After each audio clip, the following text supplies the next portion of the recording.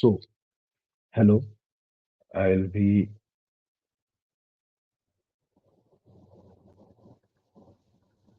okay, fine.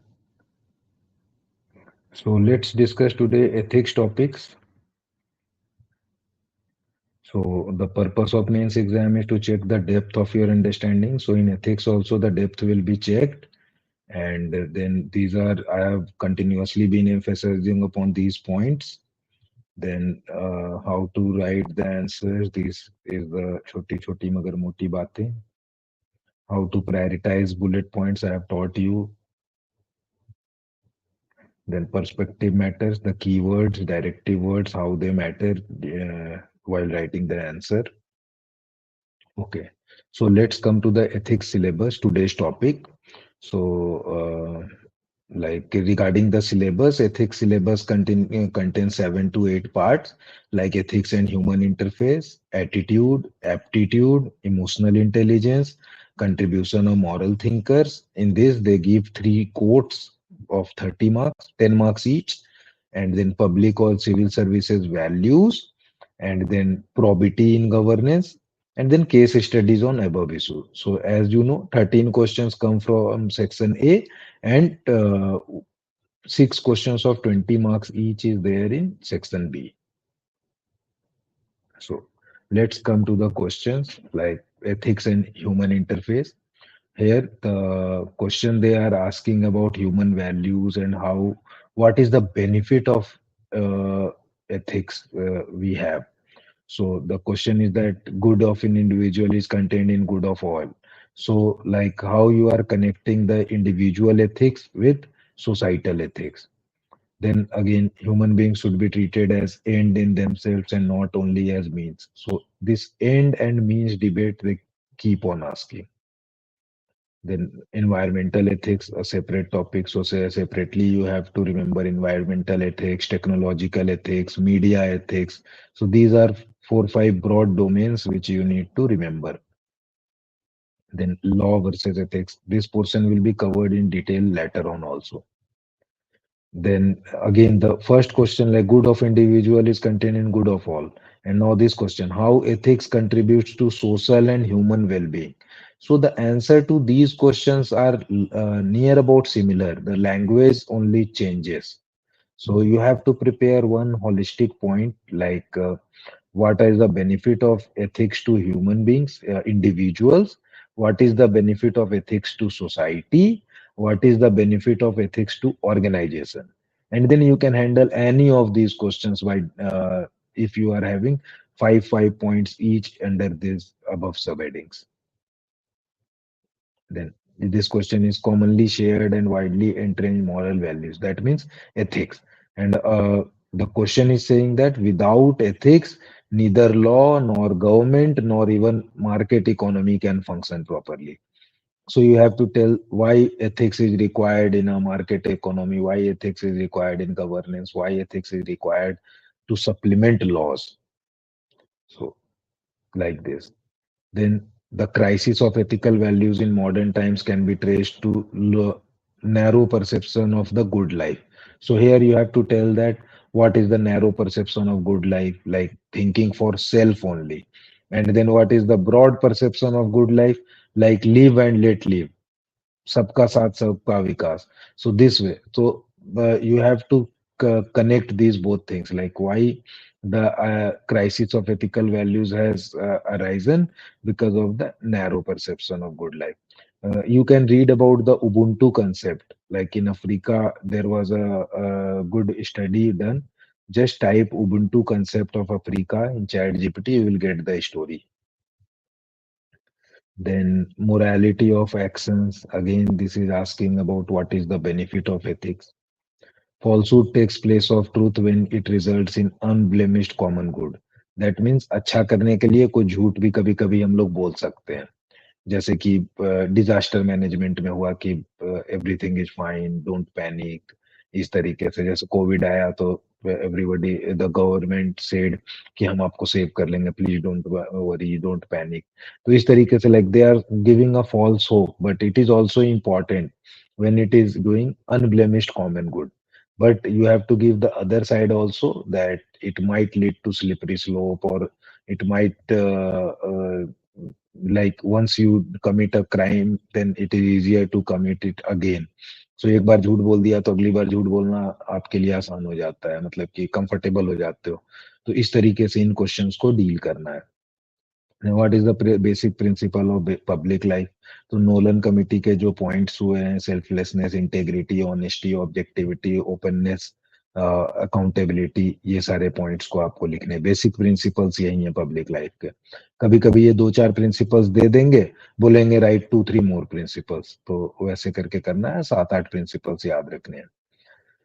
Then it is believed that adherence to ethics in human action will ensure smooth functioning. Then what does ethics seek to promote in human life? Again, पिछले वाले में page में भी यही question deal किया था कि what does ethics promote in human life, और how does ethics help in conflict resolution. तो सबके आंसर्स लगभग बराबर से ही सिमिलर लाइंस पे होते हैं कि what is the benefit of ethics. तो आप अच्छे से अपने एक ए4 शीट में बना लीजिए, benefit of ethics to individual, benefit of ethics to society, benefit of ethics to organisation. इसमें आप सेपरेट कर सकते हो, benefit of ethics to government organisation, to private organisation. Then values keep changing with time, मतलब relative ethics क्या होती है कि विद टाइम, जैसे कि एलजीबीटीक्यू का जो एथिक्स है, पहले सोचते थे कि आर्टिकल 377 जब उस एरा में था कि this is illegal, this is unnatural, but अब कंसेप्ट बदलते जा रहे हैं, so now it is considered normal thing.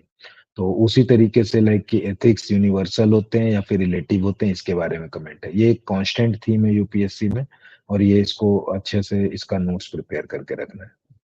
Then what do you understand by values and ethics? So you have to remember the definitions in this question. And then increasing instances of sexual violence, तो इसमें भी वही पूछ रहे हैं कि legal provision है, but since ethics से बैक्ड अप नहीं है, तो फिर ऐसे इंसिडेंसेस हो रहे हैं। क्यों? क्योंकि लॉ में लूप होल्स होते हैं, law is not able to reach everyone, every person, and some persons might bypass the laws power के वजह से। तो इस वजह से ethics is important to supplement the laws. केवल लॉ बनाने से काम नहीं चलेगा, पीपल को एथिकल भी बनाना पड़ेगा। वैल्यू बेस्ड एजुकेशन कराओगे, ये सब वे फॉरवर्ड में लिखोगे। Then society is plagued with widespread trust deficit. Again ethical कि ट्रस्ट डेफिसिट क्यों हो रहा है, एथिक्स क्यों जा रहे हैं, ठीक है। Social values are more important than economical values. Again मतलब इकोनॉमिक केवल पैसा ही सब कुछ नहीं होता है, इस बारे में ये क्वेश्चन पूछा है, तो आपको सप्लीमेंट करना है।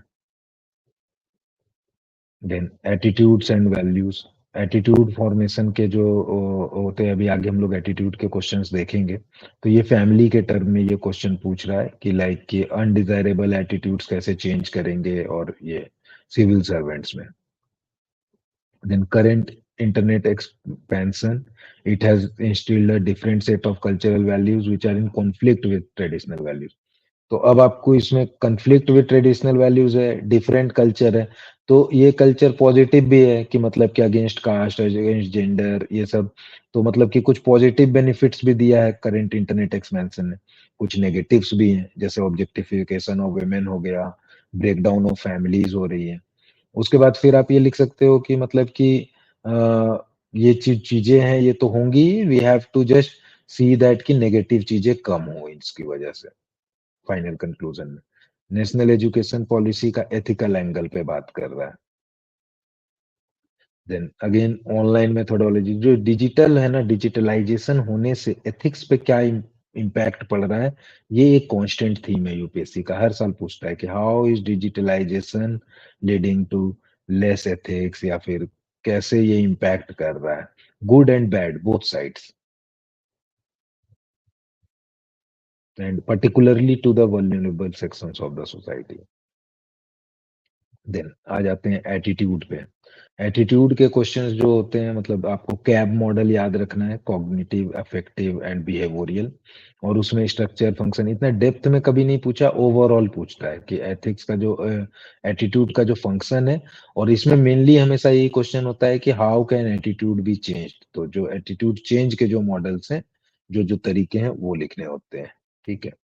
Just a second, I will just pause little bit.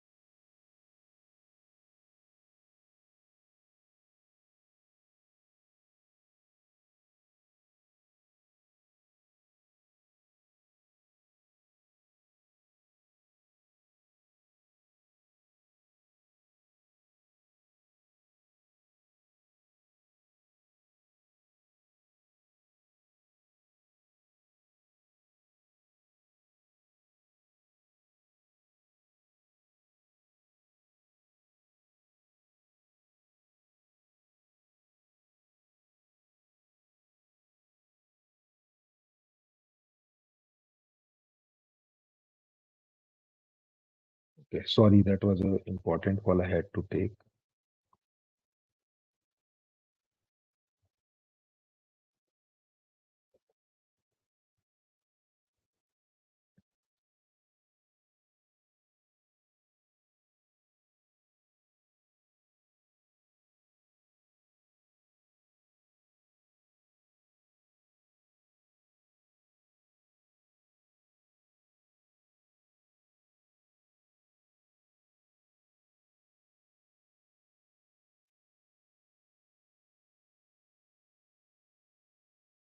Okay, fine. So हम लोग एटीट्यूड की बात कर रहे थे। सो दे आस्क दैट कि politics and ethics don't go together. तो आपको बताना है कि no, politics, good politics is all about good ethics. ठीक है, तो आपको हमेशा इस टर्म्स में वो डिफेंड करने हैं, पॉइंट्स देने हैं कि कैसे करप्ट वो हो गया, करप्शन हो रहा है, क्रिमिनलाइजेशन ऑफ पॉलिटिक्स हो रहा है। बट ऐसा नहीं है कि इसकी वजह से विनेबिलिटी बढ़ रही है, बट लॉन्ग रन में your party will go into disaster, scams होंगे वो और आप फंस जाओगे। Then patriotism for civil survey means like patriotism in civil life बतानी है। What factors affect formation of persons attitude, तो एटीट्यूड का वही फैक्टर्स ऑफ एटीट्यूड फॉर्मेशन है, फैमिली का रोल, पीयर्स का रोल, सोसाइटी का रोल, एजुकेशनल इंस्टीट्यूट का रोल, वर्क प्लेस का रोल। तो ये सारा कुछ अच्छे से पॉइंट वाइज सबके एग्जांपल्स के साथ याद करना है और लिखना है। then how could social influence and persuasion, these are two methods of attitude change। तो इसको स्वच्छ भारत अभियान के कॉन्टेक्स्ट में पूछा है। तो ध्यान रखना है, जिस कॉन्टेक्स्ट में क्वेश्चन पूछे आपके एग्जांपल्स उसी के अराउंड होने चाहिए। लाइक इसे वेस्ट सेग्रीगेशन कैसे करने में हेल्प करेगा, वेस्ट सेग्रीगेशन एट सोर्स, और ये using better means like recyclable products. Then young people are not joining active politics, वही है कि क्रिमिनलाइजेशन ऑफ पॉलिटिक्स हो रहा है, एंट्री बैरियर हाई हो गया है, तो यंग पीपल नहीं ज्वाइन कर रहे हैं, तो कैसे एथिकल होगा तो ज्वाइन करेंगे और चीजें अच्छी होंगी। पॉजिटिव एटीट्यूड के बारे में क्वेश्चन है। Then impact of digital technology, अभी बताया, पीछे भी दूसरे सेंस में पूछा था, अभी इम्पैक्ट पूछ रहा है कि डिसीजन मेकिंग में कैसे रोल आएगा। then attitude is important component that goes at input in development of human। तो ह्यूमन का एटीट्यूड जो बोलते हैं ना कि एटीट्यूड प्लस मतलब good attitude will lead to a high altitude, मतलब एटीट्यूड इज वेरी इंपॉर्टेंट। जो आपको मोटिवेशन होता है चीजों को करने का या चीजों को देखने का। एटीट्यूड का डेफिनेशन याद रखना है, इसके क्वेश्चंस को आप शुरू कर सकते हो एटीट्यूड के डेफिनेशन से। Then indicate two more attributes, वही है कि कुछ एट्रीब्यूट्स दे देंगे पब्लिक सर्वेंट्स के और फिर टू मोर एट्रीब्यूट्स पूछेंगे, तो जो दो चार आपने पहले लिखे उसके अलावा वाले लिख दो। Integrity, perseverance, spirit of services, इन्होंने खुद ही दे रखे हैं ये सारे, ये आप याद कर लो। Courage of conviction. Then integrity without knowledge, ये वही वाले क्वेश्चन है कि knowledge without ethics and ethics without knowledge, तो ये दोनों का जो एंड में जो रिजल्ट है कि कैसे दोनों चीजें अच्छी नहीं है। जैसे इंटेग्रिटी है और विदाउट नॉलेज है, जैसे कि पुलिस वाला एक है और वो बहुत एकदम हाई इंटेग्रिटी का है, बट उसको फॉरेंसिक्स नहीं आता, वो केस पे गया और अगर उसने अच्छे से केस को इन्वेस्टिगेट नहीं किया तो अल्टीमेटली तो वो जस्टिस नहीं दिला पाएगा किसी को भी। तो high integrity without knowledge is also weak and useless. तो इस तरह के एग्जाम्पल्स लिख के दिखाने हैं कि केवल ईमानदार होने से काम नहीं चलेगा, आपको काम भी करना जरूरी है, आपको स्किल्स भी होने चाहिए। और दूसरा एस्पेक्ट तो आपको पता है कि नॉलेज विदाउट एथिक्स, वो पूरा पेपर ही उसी बारे में। तो ये थोड़ा सा अदर साइड को एक्सप्लोर कर रहा था। Virtues of trustworthiness and fortitude, तो लिखो इसमें अच्छे अच्छे एग्जांपल्स फोर्टिट्यूड के।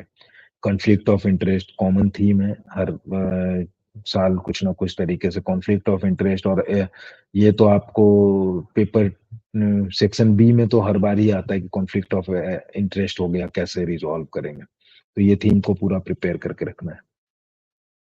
Then should impartiality and non partisan, इसमें जो डिफरेंस होता है इम्पार्शियलिटी का और नॉन पार्टीसनशिप का, इम्पार्शियलिटी होती है कि टुवर्ड्स द सिटीजन आप इम्पार्शियल रहोगे, और नॉन पार्टीसनशिप होता है कि टुवर्ड्स द पॉलिटिकल पार्टीज आप कोई पार्टीसनशिप नहीं रखोगे।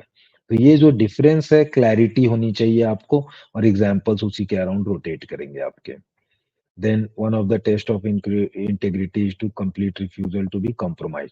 तो वही है, प्रोबिटी का क्वेश्चन ले लो या इनकरप्टिबल होने का, तो ये सारे पॉइंट्स इसमें आएंगे। देन थ्री क्वालिटीज बोलते हैं, इंटेग्रिटी, इंटेलिजेंस एंड एनर्जी। अगर फर्स्ट अगर नहीं है तो इंटेग्रिटी नहीं है तो अदर दो तो और मार देगा, you will become a bigger devil. ठीक है, तो इंटेग्रिटी का इंपॉर्टेंस को शो करना है। वही वाली बात है कि नॉलेज विदाउट इंटेग्रिटी कैसे डिजास्टर्स होगा, this question is about that only. तो जैसे देखो कैसे लैंग्वेज घुमा घुमा के सेम क्वेश्चन को पूछता है। देन एप्टीट्यूड, 5 एथिकल ट्रेट्स देने हैं, ठीक है। Then should impartial and being non-partisan be considered important value? तो अगेन वही impartiality और नॉन पार्टीशनशिप, इससे फायदे क्या होते हैं। तो सारे जो ये कीवर्ड्स हैं, जो क्वालिटीज हैं, इनका एक डेफिनेशन याद कर लो, इनके अराउंड में इनके पॉजिटिव्स याद कर लो, और इनके ड्रॉबैक्स याद करो कि अगर वो चीज बहुत ज्यादा बढ़ गई तो फिर क्या होगा, मतलब कि लाइक टू मच ऑब्जेक्टिव अगर आप हो गए तो कैसे वो हार्मफुल होता है। तो इस तरीके से जो भी गुड एथिकल पॉइंट्स हैं, हर एथिकल पॉइंट के ना एक एक ड्रॉबैक्स होते हैं अगर उसको बहुत ज्यादा यूज करोगे तो, मतलब कि एक्सट्रीम पे यूज करोगे तो। तभी तो इतनी सारी वैल्यूज है ना, और अलग अलग सिचुएशन में अलग अलग वैल्यूज की प्रीपोंड्रेंस होती है। अगर कोई एक वैल्यू को वो बहुत अच्छे से यूज करने पे सारा काम हो जाता, तब तो फिर हम लोग को इतनी वैल्यूज की जरूरत ही नहीं पड़ती। ठीक है, तभी एथिक्स कॉन्टेक्स्ट बेस्ड होता है, सरकमस्टांसेस का रोल होता है एथिक्स में। और इसीलिए भी आपको केस स्टडीज दी जाती हैं कि देखने के लिए कि उस पर्टिकुलर सरकमस्टेंस में आप क्या क्या वैल्यूज को इस्तेमाल कर रहे हो। Then again integrity is a value. Intellectual competency and moral qualities के अलावा एम्पैथी और कॉम्पैशन कैसे हेल्प करता है। तो अभी मैंने जैसे बताया कि ऑब्जेक्टिविटी है, टू मच ऑब्जेक्टिविटी पे चले जाओगे, एम्पैथी कॉम्पैशन अप्लाई नहीं करोगे, एकदम रूल बेस्ड हो जाओगे, तो रूल रूल खेलोगे, तो फिर एम्पैथी और कॉम्पैशन नहीं रखोगे तो फिर जो सामने होगा गरीब आदमी मर जाएगा। जैसे कि वो झारखंड में एक पीडीएस राइस नहीं दिया, उसको वो रूल दिखा रहा था कि इसमें वो थंबप्रिंट आप लगाओगे तभी देंगे राइस। उसको राइस दिया नहीं, बेचारी लड़की की डेथ हो गई। तो उसने तो रूल रूल खेला, मतलब कि ऑब्जेक्टिविटी को पूरा स्टिक एडहेयर किया। तो इसी तरीके से ethics tell you about being practical, आपको सोसाइटी का भला करना है without compromising upon the rules. Constitutional morality जीएस2 में भी पूछते हैं, एथिक्स में भी पूछते हैं, तो इसको बढ़िया से ये टॉपिक को बोथ एंगल से प्रिपेयर करना है। Challenges of digitalization. Then emotional intelligence, ये जो कंसेप्ट है इसका एक 10 मार्कर क्वेश्चन एकदम 100% रहता है, हर साल अलग अलग तरीके से पूछता है। जो व्हाट इज इमोशनल इंटेलिजेंस पूछ लेगा, और उसका मॉडल जो होते हैं ईआई के, गोलमैन्स के 5 मॉडल जो पॉइंट्स हैं वो उसको अच्छे से प्रिपेयर रखना, वो हर बार पूछता है। हैप्पीनेस क्या है, what does happiness mean to you. Anger, anger is a negative emotion, तो वो कैसे आपको हैम्पर करता है। तो जहां भी इमोशंस की बात हो ना, इमोशंस क्या है, ह्यूमंस है तो इमोशंस हैं, ठीक है। आपके अंदर इमोशन पॉजिटिव होंगे या नेगेटिव होंगे, हैप्पीनेस का इमोशन हो सकता है, जॉय हो सकता है, ग्रेटिट्यूड हो सकती है, ये सब पॉजिटिव इमोशंस है। नेगेटिव इमोशंस होंगे, एंगर होगा, फ्रस्ट्रेशन होगा, ठीक है। अभी क्या है, अगर आप इमोशनली इंटेलिजेंट हो तो दोनों सिचुएशन को आप प्यार से हैंडल करोगे। ये नहीं कि जॉय में बहुत ज्यादा खुश हो गए तो एकदम 200 की स्पीड में एकदम बीएमडब्ल्यू चला दिया और रौंद दिया लोगों को। तो इमोशनली इंटेलिजेंट पर्सन बहुत ज्यादा खुश भी नहीं होगा और बहुत ज्यादा दुखी भी नहीं होगा। He will balance out his emotions, he will have control over his emotions. How will you apply EI in administration. Again anger and intolerance, तो वही है कि जो नेगेटिव इमोशन है उसका सबसे मेजर पार्ट है कि एंगर, गुस्से में रहते हैं सिविल सर्वेंट्स, इंटॉलरेंस होते हैं, ठीक है ना, सोसाइटी में देखते हो एंगर हो जाता है, मॉब लिंचिंग कर देते हैं। तो इसी के अराउंड में एग्जाम्पल्स ढूंढने हैं और प्रिपेयर करके रखना है ये क्वेश्चन को। देखो इसमें पूछ लिया कि AI is ability to make your emotions work for you instead of against you. तो वही है, जिसने अपने इमोशंस को टेम कर लिया, इंद्रियों पे काबू कर लिया, तो वो अपने फेवर में यूज करेगा उस चीज को। और अगर जिसने काबू नहीं किया तो गुस्सा करेगा तो उसके अगेंस्ट चली जाएंगी चीजें। ठीक है, अभी पूजा खेड़कर को इमोशंस आए कि पावर का रौब दिखाना है, उसने धुआंधार चिट्ठियां लिखी, बेचारी अब फंस गई सिविल सर्विसेज से आउट हो गई। तो इस तरीके से हर इमोशंस गो वर्कड अगेंस्ट है। अगर उसने खुशी को कंट्रोल किया होता, पावर मिल रहे हैं तो थोड़ा आराम से यूज किया हुआ था, तो she would have been in the services. तो इस तरीके से आप एग्जांपल्स लिखो, लाइव एग्जांपल्स लिखो। क्राइसिस ऑफ कॉन्साइंस, ठीक है। Intelligence emotional, in case of crisis of conscience does emotional intelligence help और नॉट। तो आप बताओ कि कैसे अगर क्राइसिस ऑफ कॉन्साइंस हो रहा है तो emotionally intelligent person will take middle path, अच्छा डिसीजन लेगा and he will stand by his decisions. तो उस तरीके से आंसर को लिखना है। देन देखो ये सारे जो हैं मतलब कि फिलोसोफर्स के, these are the quotes of the philosopher. तो इसमें आपको बहुत ज्यादा फिलोसोफर के बारे में नहीं लिखना है, आपको कोट को समझाना है, ठीक है। और यहाँ पे देखो टॉपिक यहाँ पे लिखा हुआ है, तो वो अगर आप देखोगे ना कि एक जो पूरा कोट है, अगर आप उसको किसी एक क्वालिटी पे अगर आप पिन पॉइंट कर लोगे तो बहुत अच्छा आंसर लिख पाओगे। जैसे I count him braver who overcomes his desire than him who overcomes his enemy. तो इसमें टॉपिक क्लियर है कि डिजायर है, तो डिजायर को अगर आपने हिट कर लिया तो आप लिखोगे डिजायर होने से फायदे नुकसान, वही है, गीता का कोट कर सकते हो। There is enough on earth for everyone's need but no one for but for no one's greed. तो ग्रीड के ऊपर में है, ठीक है। Nearly all can withstand adversity but if you want to test a man's character give him power. तो ये character के ऊपर में क्वेश्चन है, ठीक है। उसके बाद कुछ एमिनेंट पर्सनैलिटीज बोल रहा है कि जिन्होंने अच्छे किए या खराब किए। We can easily forgive a child who is afraid of the dark. The real tragedy of life is when men are afraid of light. मतलब एक मैच्योर्ड आदमी को हम माफ नहीं कर सकते। एक बच्चा है जिसको नहीं पता है और वो डर रहा है कुछ एक्शन लेने में, तो कोई नहीं, उसका माफ है, ठीक है। उसी तरीके the weak can never forgive. Forgiveness के एट्रीब्यूट पे बहुत क्वेश्चन आते हैं। Forgiveness is the attribute of strong, जैसे कि गांधी जी ने बोला था ना, non violence is the attribute of strong person. तो ये बहुत इंपॉर्टेंट थीम है। Max Weber Weberian bureaucratic morality, एक होती है डेमोक्रेटिक मोरालिटी। तो ये दोनों कैसे डिफरेंस होता है और आज के डेट में क्या रेलेवेंट है, मतलब कि डेमोक्रेटिक मोरालिटी कैसे हम लोग इंश्योर करें। करप्शन के ऊपर में क्वेश्चन है, John's Rawls concept of social justice. Then Mahatma Gandhi के सेवन सिंस है, इस साल डायरेक्ट लिखा हुआ पूछ लिया, अदरवाइज ये आप ऐसे भी याद रखोगे तो एग्जाम्पल्स में हर जगह यूज करोगे। जैसे कहीं भी है कोई ऑर्गेनाइजेशन अगर कोई लूट कर रही है तो आप कॉमर्स विदाउट मोरालिटी कर दो। ओल्ड राजेंद्र नगर में लाइब्रेरी बना रखा है, इसमें बेसमेंट में कॉमर्स विदाउट मोरालिटी लिख दो उसमें। तो इस तरीके से you need to connect this sense with your example. कौन से दो रूलर है जो सोसाइटी को हार्म किए हैं वो लिखने हैं। Unexamined life is not worth living, यानी कि हायर पर्पस, लाइफ का पर्पस क्या होना चाहिए। तो ये बहुत अच्छा क्वेश्चन है, ये थीम हर बार आता है और ऐसे वगैरह में ये थीम पे ऊपर में बहुत अच्छे पॉइंट्स आप लिख पाते हो। Man is a product of thoughts, तो वही एटीट्यूड के ऊपर में है कि जो सोचोगे, जो कंपोनेंट होता है ना कॉग्निटिव अफेक्टिव बिहेवियर, तो कॉग्निटिव और अफेक्टिव कंपोनेंट ही थॉट्स हैं आपके। तो उसके ऊपर में कैसे आपका एटीट्यूड बनता है। कैरेक्टर के ऊपर में एपीजे कलाम का कोट, टीचिंग्स ऑफ बुद्धा, इस साल पूछा था टीचिंग्स ऑफ नानक। तो इस तरीके से लोगों के टीचिंग्स को मोटा मोटी से याद रखना है। Contribution of Savitri Bai Phule in gender equality. Then condemn none bless others, तो मतलब इसमें वो हेल्प कैसे करना और फॉरगिवनेस का एट्रीब्यूट दिखाना है कैसे। The best way to find yourself is to lose yourself in service of others, तो कैसे खुद के लिए जीने से बेटर है कि दूसरों के लिए जीना, कैसे ये हायर पर्पस को सॉल्व करता है। देन मोरालिटी के ऊपर में सोक्रेटिस का कोट है। देन वर्क में बहुत सारी परसिवरेंस के ऊपर में क्वेश्चन है, तो ये पूरा कोट को एक लाइन में परसिवरेंस हो गया, फिर परसिवरेंस के बारे में आप लिखो। पीस के ऊपर में क्वेश्चन है ये, ठीक है।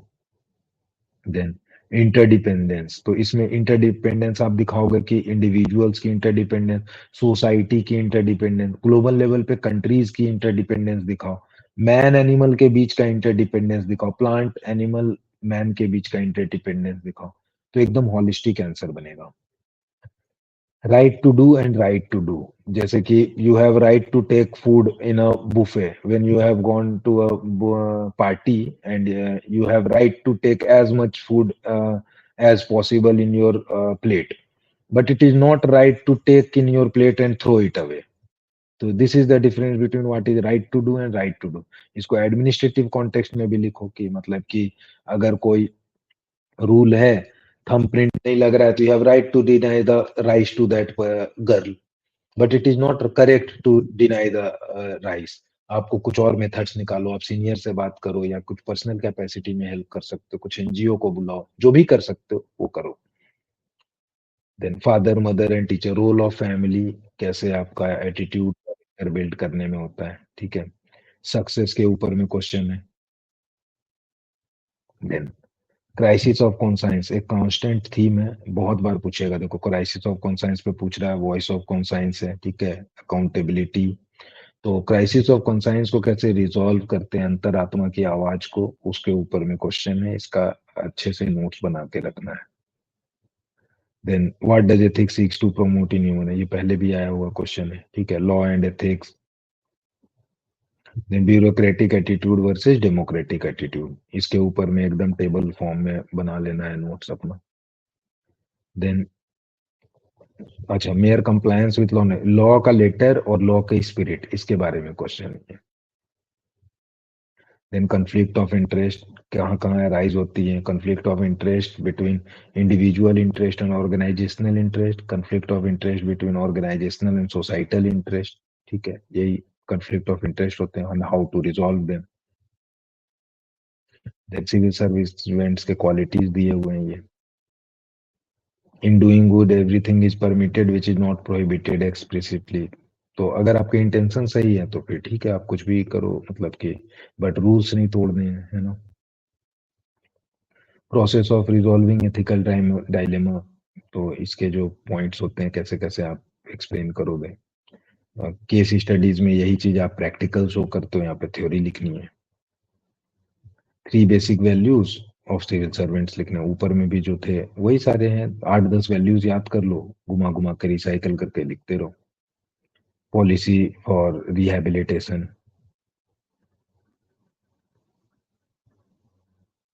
Then what is the meaning of public interest, ठीक है। There are few things holy evil holy good, मतलब वही है, डिलेमा है, अगर तो क्लियर रहता है कि कोई चीज एकदम रॉन्ग है, तब तो वो नहीं करना है, बट कोई भी चीज ऐसी नहीं होती दुनिया में कि पूरा राइट है या पूरा रॉन्ग है। कोई क्रिमिनल है, चोरी कर रहा है, तो बोलेगा कि मेरे बच्चा अभी मर जाएगा अगर मैं नहीं चोरी करूंगा, तो उसके लिए अब एथिक्स अलग है, आपके लिए और सोसाइटी के लिए अलग है। वो ब्लेम कर रहा है कि सोसाइटी का फेलियर है कि मुझे जॉब नहीं दे पाई, इसलिए मुझे चोरी करनी पड़ रही। तो ethics is all about this dilemma and how you are able to resolve them. और आपको हमेशा एकदम एथिकल रहना है, एकदम शो करना है कि अगले गांधी जी और बुद्धा आप ही हो। What is meant by conflict of interest, common theme. Understanding by term public servant, तो पब्लिक सर्वेंट और सिविल सर्वेंट का जो डिफरेंस है ना, ये थोड़ा सा देख लेना है। सिविल सर्वेंट होता है कि गवर्नमेंट जॉब में जो आदमी है उसको सिविल सर्वेंट बोलते हैं, और डिफेंस सर्वेंट, दो तरीके के सर्विसेज है गवर्नमेंट देती है, या तो डिफेंस या नॉन डिफेंस वालों को सिविल सर्विसेज बोलते हैं। पब्लिक सर्विस क्या होता है कि अगर आप मासेस के लिए सर्विस कर रहे हो, जैसे आप एनजीओ के थ्रू भी कर रहे हो, या अपना पर्सनल कैपेसिटी में भी अगर पब्लिक सर्विस कर रहे हो, तो वो एक बहुत ब्रॉड टर्म होता है। पब्लिक सर्वेंट का एक सबसेट है सिविल सर्वेंट, कि मतलब जो केवल गवर्नमेंट जॉब के थ्रू कर रहा है तो उसको सिविल सर्वेंट बोलेंगे, और जो आउटसाइड द गवर्नमेंट जॉब कर रहा है पब्लिक सर्वेंट, वो पब्लिक सर्वेंट होगा, ठीक है। Constitutional morality, then crisis of conscience अभी बताया, ये पूछता है person's wisdom and conscience, conscience के ऊपर में पूरा थीम है, कॉन्साइंस के लॉ एंड कॉन्साइंस, ये इसके ऊपर में बहुत डिबेट है, और इसके ऊपर में आपको पूरा बताना है कि कैसे कॉन्साइंस सब्जेक्टिविटी होती है, but it is always present, emergency में कॉन्साइंस ही काम आता है। तो इसके क्या क्या 8-10 इसके बेनिफिट्स हैं और इसके ड्रॉबैक्स क्या हैं, ये याद रखने हैं। लॉ के भी बेनिफिट्स एंड ड्रॉबैक्स क्या हैं वो याद रखने हैं, और लॉ वर्सेस कंसाइंस का ये क्वेश्चन को डील करने में हेल्प करेगा। लॉ वर्सेस रूल, ठीक है, माइनर सा होता है, लॉ और रूल्स का ये किसी भी स्टैंडर्ड टेक्स्ट बुक में डेफिनेशन मिल जाएगी। 10 एसेंशियल वैल्यूज पूछे हैं, ठीक है। इनोवेटिवनेस एंड क्रिएटिविटी, रिफ्यूजीज के ऊपर में क्वेश्चन आता है, आजकल इतने वार वगैरह चल रहे हैं, तो इंडिया ने साइन नहीं किया, रेटिफाई नहीं किया है, तो इसका क्या इम्प्लीकेशन है। बट हम लोग रिफ्यूजीज रखते हैं, मतलब कि इतने हमने उनको रखा।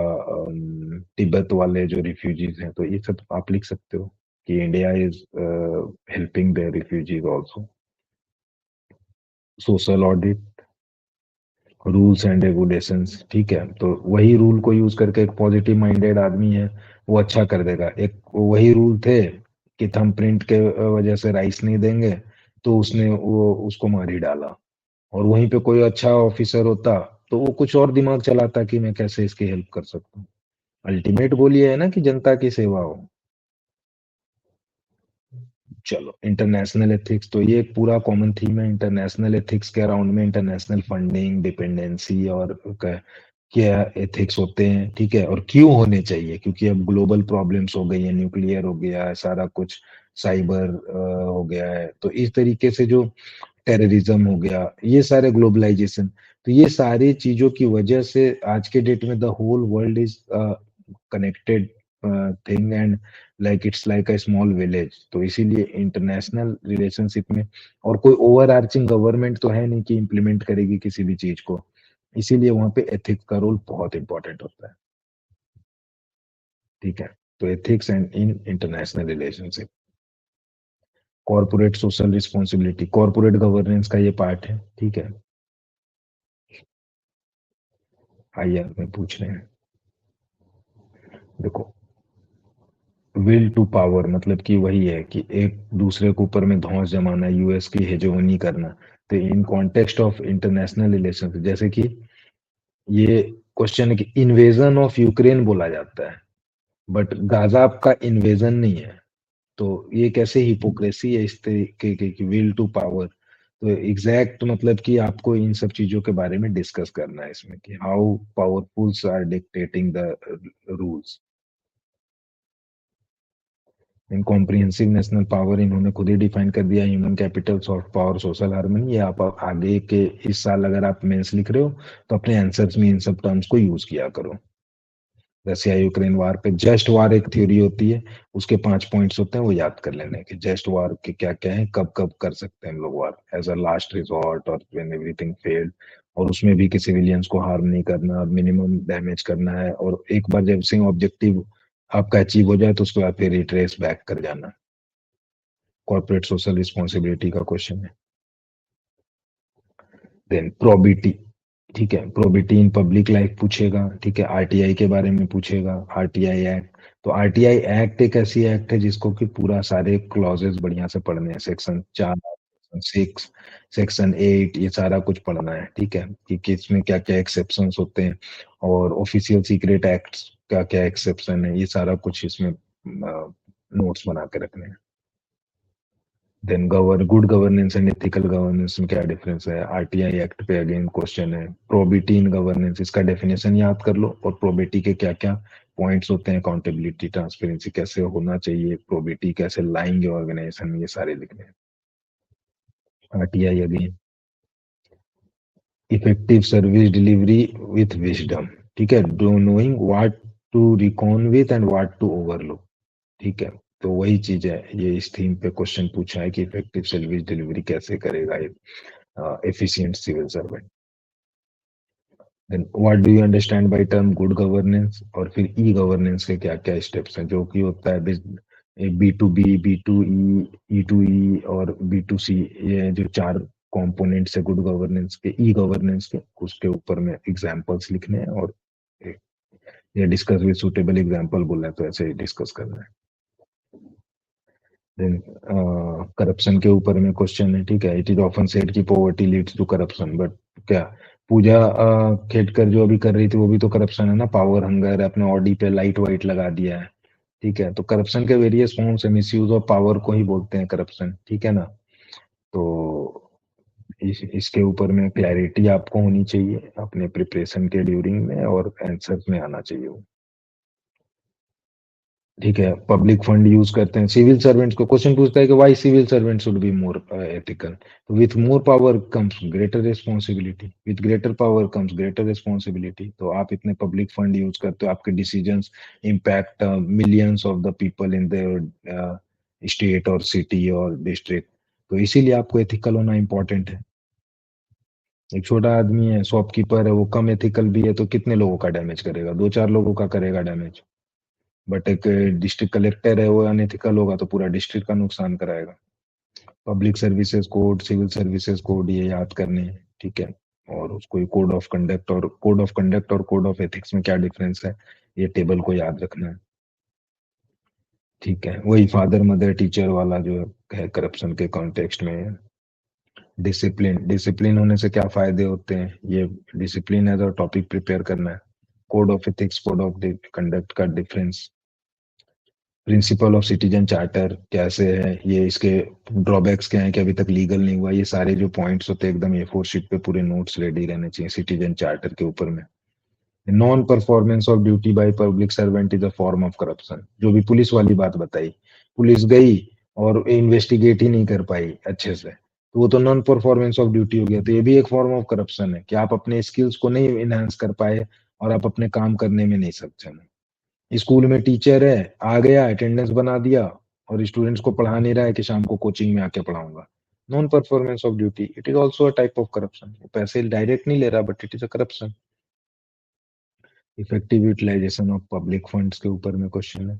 Whistle blower act, this is very important. Whistle blower के अराउंड में और विसल ब्लोइंग के पॉलिसी होती है हर ऑर्गेनाइजेशन में, ठीक है। तो the policy should be clear. तो जब भी कुछ पूछता है ना कि ऑर्गेनाइजेशन में ये हो रहा आपने देखा, तो आप लिखोगे कि as per the whistle blower policy I will blow the whistle after exploring all the pathway. तो वो ये जानना चाह रहा है कि आपको पता है कि नहीं, कि विसल ब्लोअर पॉलिसी पता है कि नहीं आपको, ठीक है।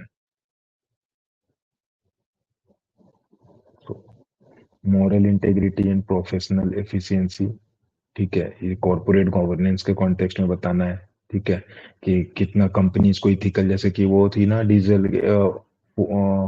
फॉक्सवैगन कंपनी थी, डीजल गेट में फंस गई। तो इससे मैगी, कैसे मोगी मैगी ने मतलब कि अपना ब्रांड इमेज को सेव किया, कि तुरंत रिट्रेस बैक किया और उसका फिर दोबारा से लॉन्च किया। तो ये सब अच्छे एग्जाम्पल्स भी हैं। इंटरनेशनल एड, ठीक है, उसके अराउंड में कैसे पिल्फरेजेस होते हैं, टेरर फंडिंग के लिए यूज होता है और अपने कंट्रीज अपने बेनिफिट के लिए दूसरे कंट्री को पपेट बना लेती है। ये सब है। चाइना का डेप ट्रैप कैसे काम कर रहा है, तो वो सब चीजें को डिस्कस करना है इस चीज में, ठीक है। Corruption is the manifestation of failure of core values in the society, बताओ। And in your opinion what measures can be adopted to uplift the core values in society. तो पहला पेज आप लिखोगे कि रीजंस ऑफ करप्शन और second page में आप लिखोगे मेजर्स वे है। Then context of work environment, differentiate between coercion, undue influence. कोअर्सन में कि डायरेक्ट दिख रहा है कि आपने बोला कि तू ऐसे कर। अनड्यू इन्फ्लुएंस मतलब कि आप प्यार मोहब्बत से ही कुछ अपना बेनिफिट का काम करा ले रहे हो उससे। फिर इसको डिफरेंस टेबल बना के लिखो, जब भी डिफरेंशिएट आता है तो डिफरेंस टेबल के फॉर्मेट में लिखो। देन कोट्स हैं, सिंपल एक्ट ऑफ काइंडनेस, ठीक है, काइंडनेस के ऊपर में है। देन विमेन के ऊपर में कोट है, ठीक है, डू नॉट हेट एनीबडी, वही है हेटरेड या फिर एंगर, इंटॉलरेंस या फिर फॉरगिवनेस। तो इसी के हेट लव, इसके अराउंड में एक प्रॉपर थीम है। आप इसको प्रिपेयर रखोगे तो या तो क्वेश्चन सॉल्व कर लोगे या तो फिर ये कोट्स में यूज हो जाएगा।